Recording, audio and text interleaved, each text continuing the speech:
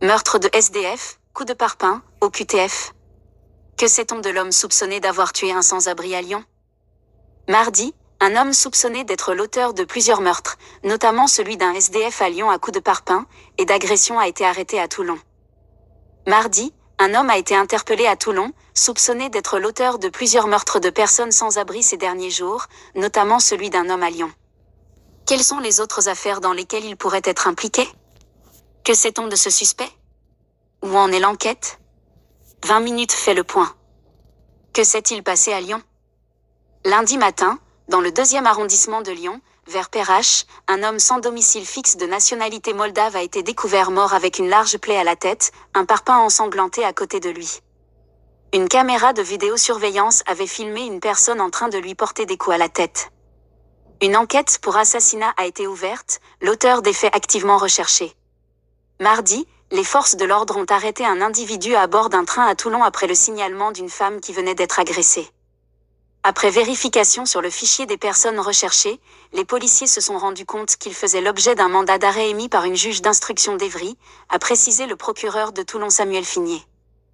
Quelles sont les autres affaires de meurtre et tentatives de meurtre pour lesquelles il est suspect? Cet homme est effectivement soupçonné d'avoir commis les homicides et la tentative d'homicide, avec le même mode opératoire, à Évry, à Dijon et à Strasbourg, d'après une autre source policière. Selon une autre source, il ne s'en prenait qu'à des personnes sans abri et les crimes connus s'étalent sur les dernières semaines. Dans la nuit du 4 au 5 novembre, une personne sans domicile fixe avait été attaquée de la même manière à Rotterdam. La scène avait elle aussi été filmée.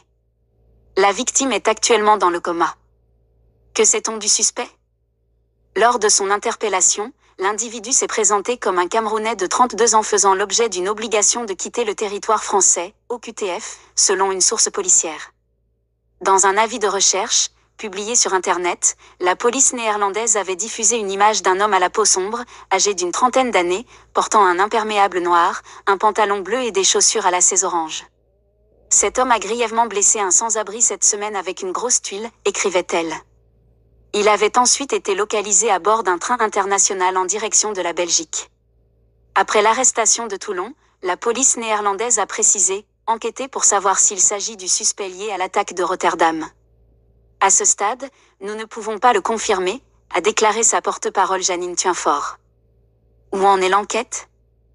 L'homme a été placé en rétention et les mesures seront prises pour qu'il soit transféré vers le juge d'instruction mandant, soit vers Évry, a ajouté le procureur de Toulon, sans donner plus de détails. Des analyses, notamment d'ADN, sont désormais en cours, pour déterminer s'il est bien l'auteur de ces crimes, selon une autre source judiciaire.